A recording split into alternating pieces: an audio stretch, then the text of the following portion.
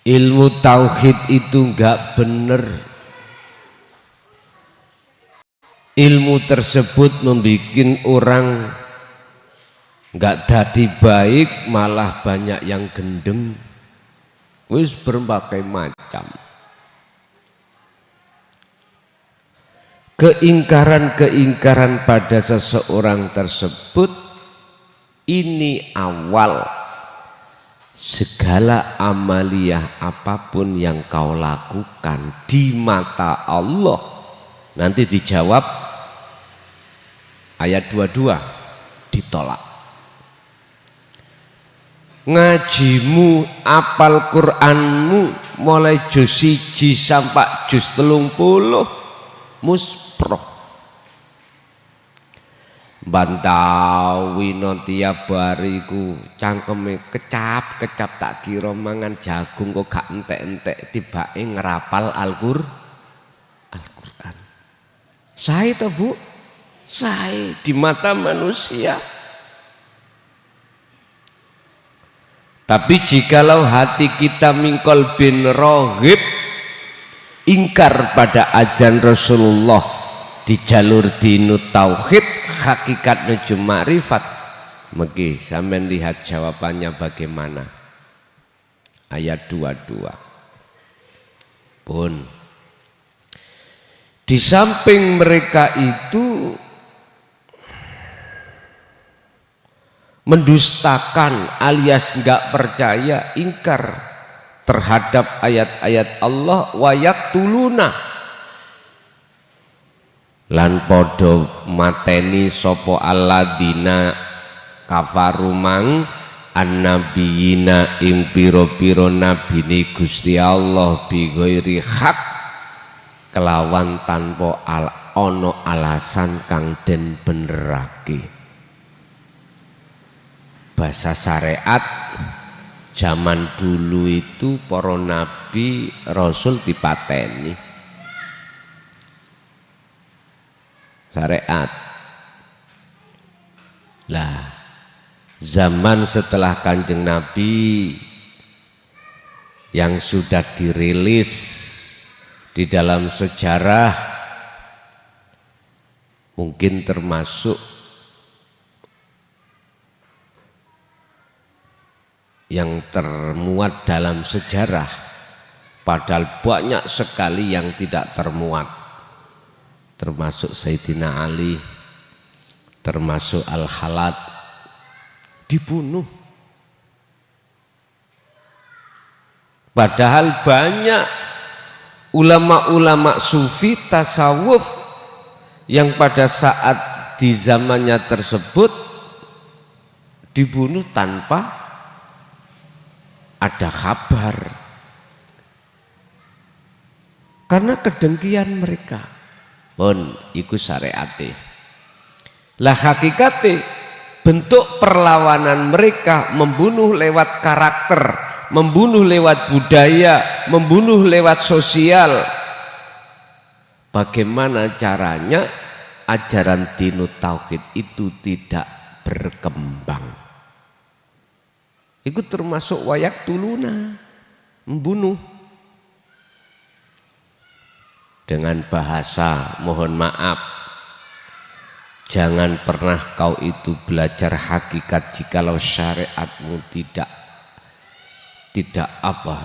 tebal, nanti gendeng. Wis.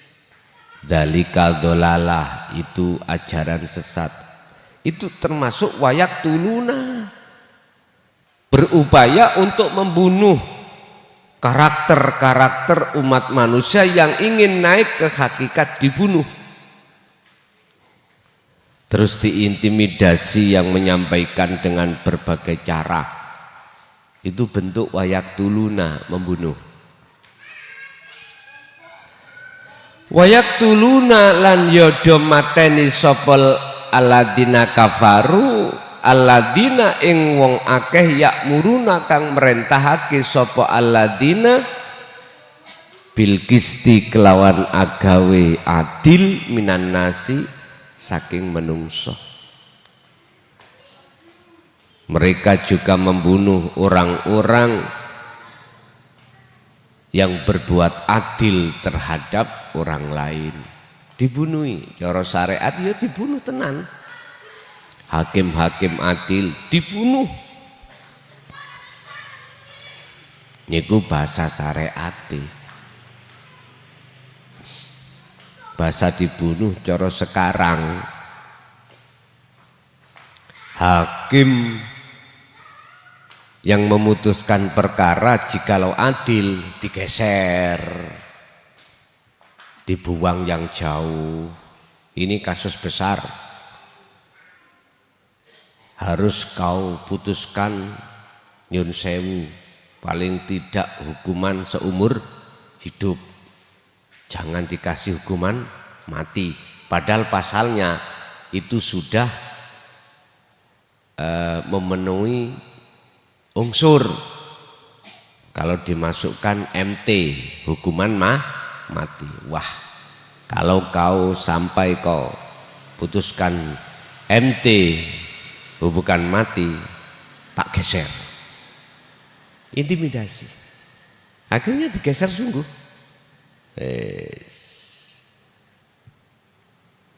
Lah hakikatnya ya apa? Hati jenengan Bapak Ibu, kalau sudah mengerti dan masuk di dalam dinu tauhid, mesti jenengan iki diajari Allah untuk berbuat adil. Rupanya apa? Apa yang Allah berikan, baik senang maupun susah, Anda diajari Allah untuk tidak protes, alias sama. Dikasih takdir susah, jenengan tidak melihat makhluknya sesuatunya, tapi melihat Allahnya, hati sampean anteng. Dikasih takdir yang senang, jenengan gak boleh makhluknya berupa senang, disuruh melihat Allahnya. Lah disinilah Pak maksudnya adil, ngadili menyang awake dhewe. Apa sing Allah kasihkan berupa enak gak enak itu sama saja dalam hati, bukan di jasad, bukan hati. Oleh sebab itu fabashirhum Muhammad dalem kabarono mereka, fabashirhum mongko ngabarono sira Muhammad hum ing mereka, napa kabari, bi'adzabin alim, mereka itu akan mendapatkan siksa yang amat pedih. Intinya siapa? Ahli hijab. Alladzina kafaru adalah golongan kita ahli hijab. Hati yang selalu memandang sesuatunya yang berupa makhluk, tidak memandang Allahnya yang di depan, belakang, kiri, kanan, atas, bawah, dalam, luarnya makhluk itu yang disebut ilahun wahid. Pun mereka jelas kabarono Muhammad, mereka ini akan mendapatkan siksa yang amat pedih. Siapa mereka? Ulaika, yaitu mereka utawi mereka iku alladzina wong akeh habitat kang den tolak apa a'maluhum biro-biro amaliyai mereka. Mereka itu segala ibadahnya apapun, sholat, zakat, puasa, haji, baca Quran, ngapal Quran, wis mana yang baik-baik, yang murni. Allah katakan habitat den tolak. Apa a'maluhum piro-piro akmali mereka semua ditolak Allah. Mengapa alasannya Allah menolak? Karena ketika saat beramaliyah hati ruhaniyah mereka itu memandang sesuatu. Tidak ini wajah tu wajia, tapi ini wajah tu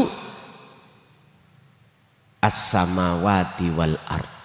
Itu hati memandang, bersaksi isi langit dan isi bumi. Sehingga jo heran jenengan wayah sholat ati ono gambare dunya iku jo heran. Is mereka itu makanya ditolaknya itu sebabnya mingkol bin rohibin, hati condong menghadap bersaksi melihat gambar-gambar dunya iku mau. Yes, iki ahli hijab. Fit dunya, olehnya Allah menolak sejak fit dunya di dunia. Di dunia sudah ditolak. Sehingga bentuk ditolaknya di dunia ini jenengan iki ketika sholat itu enggak bisa merasakan nikmatnya sholat. Ditolak. Wal akhirati, dan juga di akhirat iki luwih nemen. Jadi banyak orang yang tertipu tapi tidak merasa tertipu oleh nafsunya. Wamalan ora ono iku lahum, wamalan ora ono iku lahum utawi iku lahum kedue mereka alladzina kafaru apa min nasirin utawi penolong, ora enek penolong. Jadi dia tidak akan mendapatkan pertolongan dari Allah. Buktinya di dunia sugiya kaya apa Anda, pasti hati Anda akan tidak tenang. Justru lewat sugih iku Anda enggak nyaman. Tidur ya khawatir hartanya dirampok maling. Iya. Ketika saat ada saudara atau orang lain temani moro, hatinya sudah prasangka paling utang. Kemarin utang belum bayar, sekarang moro maneh. Oh ya, lido ya. Iya, yes. Jangankan diminta, utangnya enggak oleh kok. Boleh dengan catatan sertifikat, boleh dengan catatan uangnya uang perempuan. Begitu. Karena bisnis. Yang tadinya tidak pernah punya mobil, dikasih Allah mobil tambah bagus. Tidur nggak bisa nyenyak. Garasinya belum ada gemboknya. Bolak-balik nyawangin latar ning korden si ono a.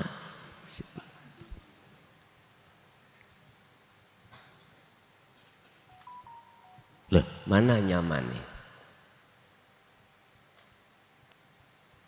Allah ya karim. Yang punya jabatan juga begitu. Takut kehilangan jabatan. Loh, mending kita yang tidak punya jabatan, mending kita yang tidak punya apa-apa, justru hati jenengan iku bisa damai, tidak khawatir barangnya dirampok maling karena memang tidak punya. Tapi ini hanya berlaku bagi hati jenengan yang sudah masuk di dalam golongan ahli suhud. Kalau enggak ngomong telek ya tambah sumpek, enggak nyekel duit iya tambah sumpek. Benar. Wa malahum min nasirin, mereka itu baik di dunia maupun di akhirat tidak akan pernah Allah tolong. Tidak akan pernah Allah kasih hidayah.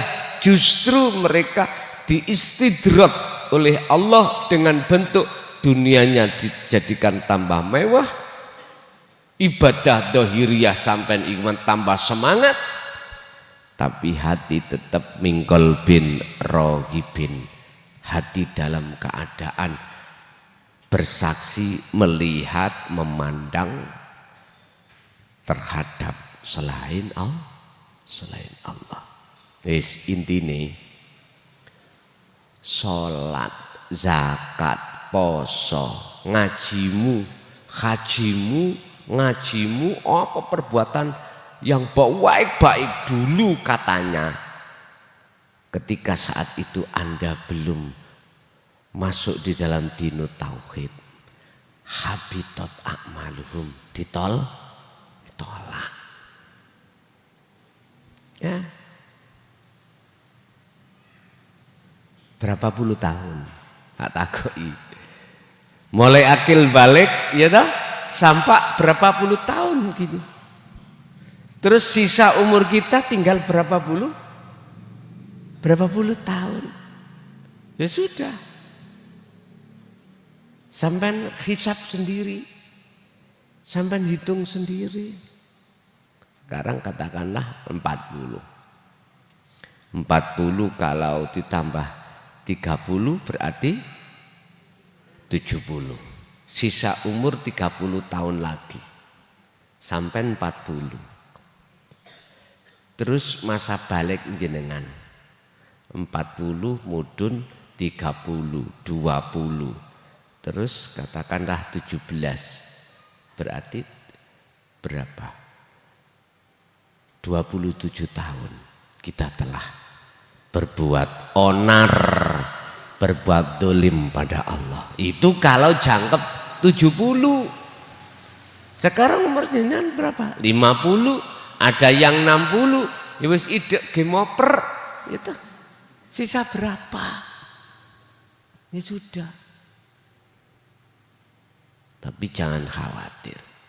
Sebesar apapun dosa yang telah kau lakukan, baik dosa jasmani, maksiat atau dosa rohani syirik, itu akan jadi kecil dan tidak ada jikalau Allah ampuni. Wa yaghfir lakum dzunubakum. Kecil buat Allah. Karena yang turun itu anugerah.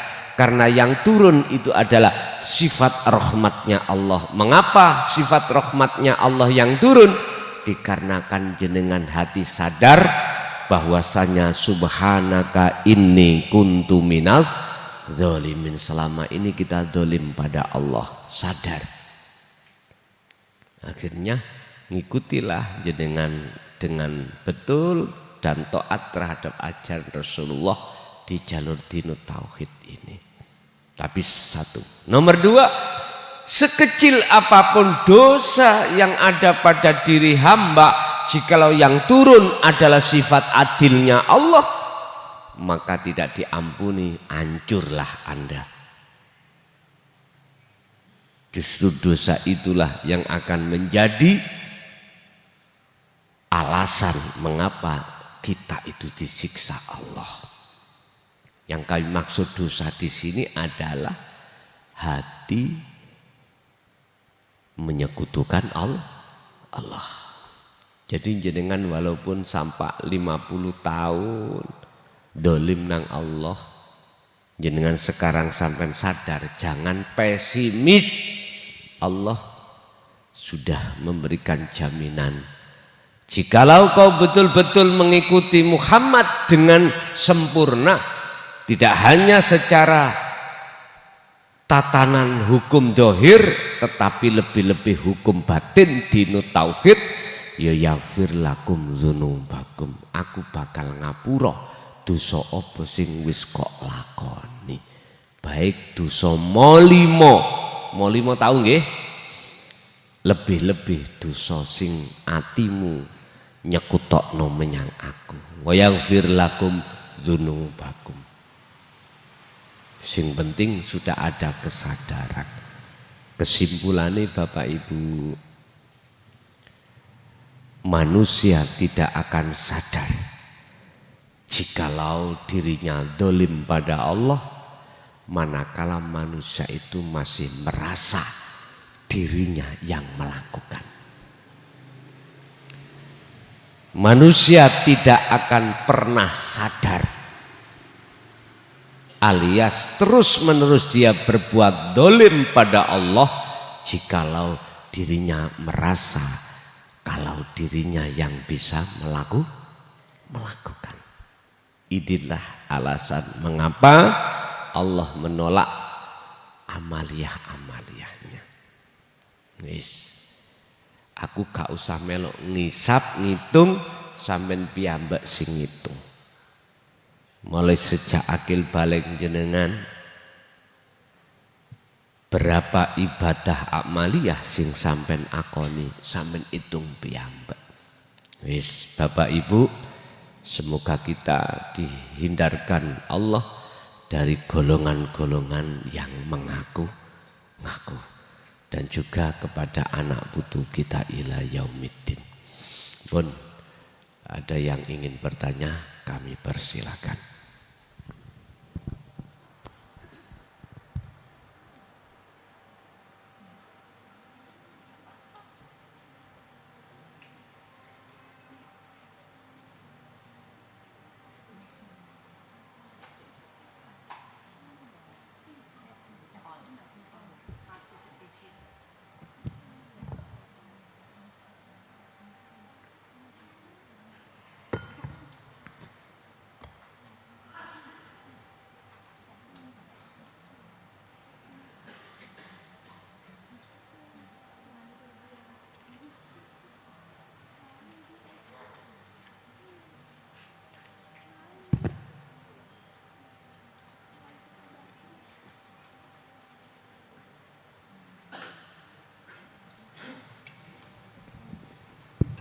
Assalamualaikum warahmatullahi wabarakatuh. Nyuwun pangapunten Gus, badhe nyuwun tanglet terkait kalian acara yang kemarin. Ternyata peserta membludak. Itu yang awal. Saya sampai di belakang, di belakang salon nggak terdengar. Nggih. Apakah kalau melihat itu panjenengan enggang dek wingi dalu akan ada bait yang berikutnya, apa itu benar? Yang pertama. Terus yang kedua, saya tetap melaksanakan puasa. Satu hari. Lalu pangapunten sangat. Saya belum hafal Gus, belum hafal. Namun demikian saya membacanya jenengan mriki acara itu 7, saya itu 7. Nah, maka dari itu dengan tidak hafal dan ya gradul karena rekaman gradul itu saya baca 7. Mekaten Gus, pangapunten yang kathah ngaten. Pangapunten. Assalamualaikum warahmatullahi wabarakatuh. Waalaikumsalam warahmatullahi wabarakatuh. Terkait yang sudah kami save di dalam HP saya, nomor saya, dan juga kemarin yang ke majelis tapi nggak jelas karena memang pada saat itu pengurus mengantisipasinya tidak sesuai. Artinya tidak sesuai apa? Prediksinya paling dikira tekone gur semenit tok. Nyatanya di luar dugaan. Lah, semestinya pada saat itu kita harus nyewa sound system untuk ditaruh di belakang, di utara dan di selatan sana mestinya. Tapi kita belum antisipasi. Alah perkiraan ya sing ya sak meniki sukeh. Tapi mohon maaf kepada jamaah pada saat itu sampai ono nggone wuwung koyok doro. Tak delok iku koyok doro. Cuman bedane gak ono swiwine ngono. Sampai ada di belakang sini. Nggih mohon maaf, oke. Bagi panjenengan yang belum jelas pada saat itu dan atau yang ada di luar yang tidak bisa ikut karena memang terbatas, linknya itu terbatas pada saat itu. Lah, sekarang link yang saya kirimkan itu tidak terbatas sudah. Siapapun bisa membuka. Cuman bagi yang sudah saya save di nomor saya. Tapi Anda jangan sekali-kali mengikuti di situ. Jikalau belum paham tentang bagaimana memfungsikan dzikir sirrul aswad, jangan. Kapanpun silahkan. Tapi yang menjadi ukuran di situ adalah ketika jenengan puasa nanti tolong awali dengan hari Ahad. Hari Ahad. Ahad besok boleh, Ahad besoknya boleh, silahkan. Dan juga puasanya dengan hitungan ganjil. 1 hari, 3 hari, 5 hari, 7 hari. Terakhir paling mentok maksimal 35 hari. Udah. Masalah auratnya kemarin habis duhur dapat keringanan dari 183, boleh bagi yang memang tidak mampu menjadi 99. Enak toh? Nah, yang terpenting ketika jenengan aurat, jenengan ketika menginjak hamim amami, hamim yamini, shimali dan seterusnya, ruhaniyah sampai iku mandang bukan malaikahnya tapi mandang Allahnya. Jikalau jenengan di situ nanti ini krian sudah keplayu situ nyapoh kuwi keplayu. Nah, jadi ya sudah, apa yang ditetapkan Allah itu yang terbaik buat Anda. Boleh silakan ya. Untuk urusan puasa yang penting ganjil begitu. Nggih. Ada lagi?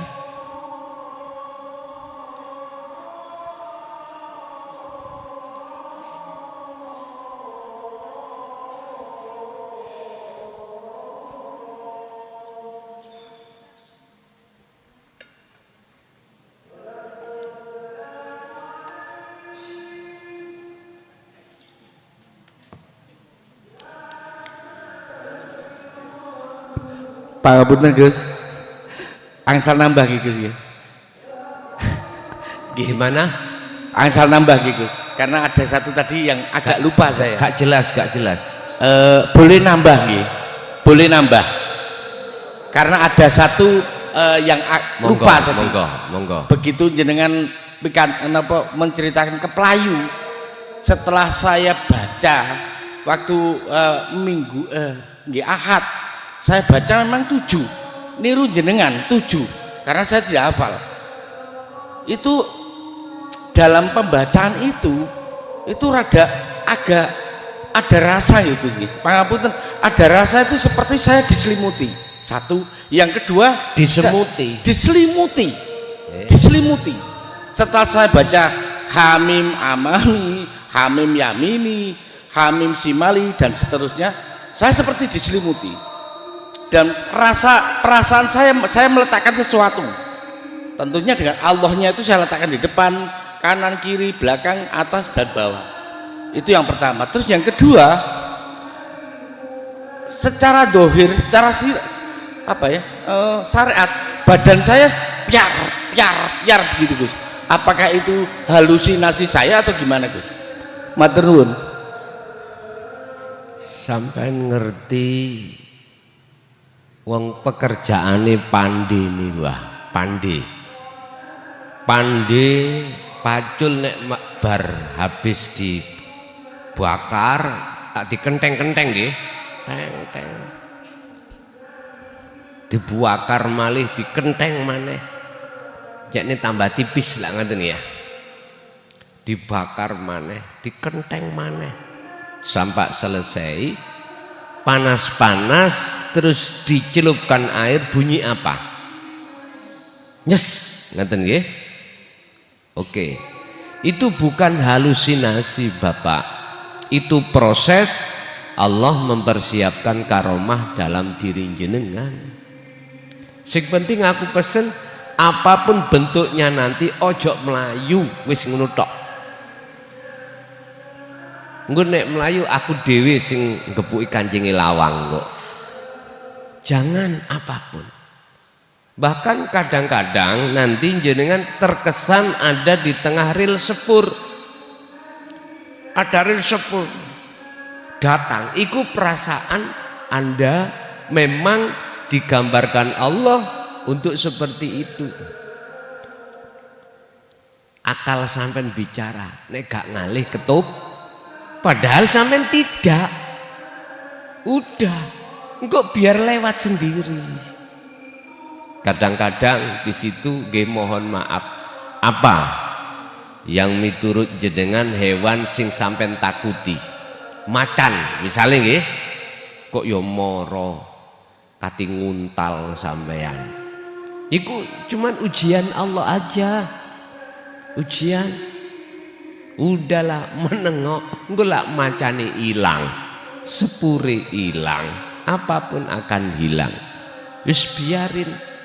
Itu bukan halusinasi, itulah proses Allah mempersiapkan apa yang jenengan baca bentuk karomahnya. Begitu. Pokoknya jenengan gak usah wedi, wis ngunae. Oke. Ada lagi?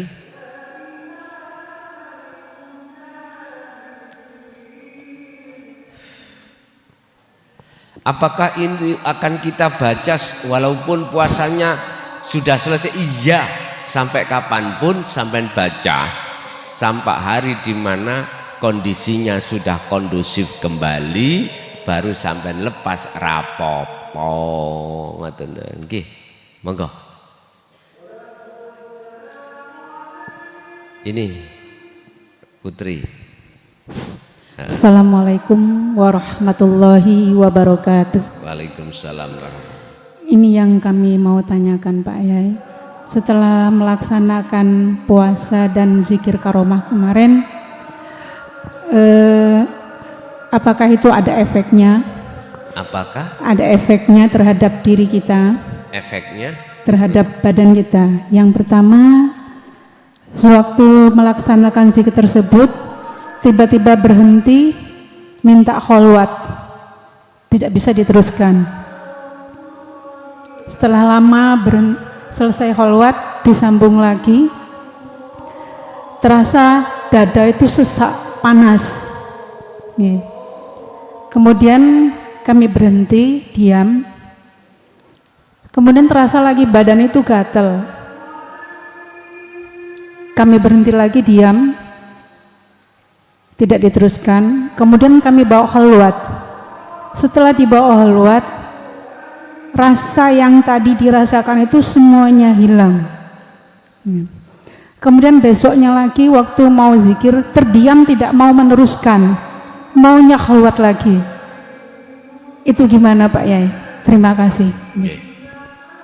Segala wirid apapun, segala yang bersifatkan untuk mendapatkan karomah sebab istiqomah, itu tidak akan ada efek samping lebih-lebih secara ruhaniyah manakala sudah paham dan menetralisirkan dengan sirul asrar. Tapi segala apapun amalia yang bersifatkan menuju dan bertemu karomah akan menjadi efek terhadap siapapun, baik secara dohir lebih-lebih secara batin, manakala tidak paham dan menyertakan dzikir tersebut. Jikalau sudah paham dzikir tersebut, kok yo secara dohir ada efek samping, itulah salah satu cara kalau Allah menyapa Anda. Cuman tinggal kita paham nggak disapa Allah lewat seperti itu.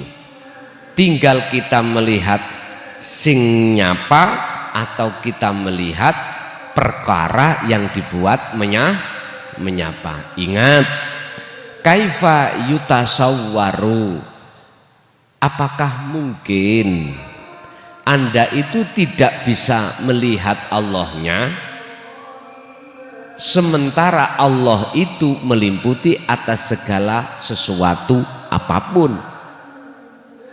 Padahal yang tampak, yang nyata adalah Allahnya. Apa mungkin Allah bisa terhijabi sesuatu, sementara yang meliputi sesuatu itu adalah Allah? Ya enggak mungkin. Lah, ini kok berbeda, malah kita tidak melihat Allahnya, justru kok melihat sesuatunya. Itu disebabkan karena kita masih di dalam golongan innalladzina kafaru bi ayatillah. Ayat tersebut ngaten nggih? Nggih. Masih ada?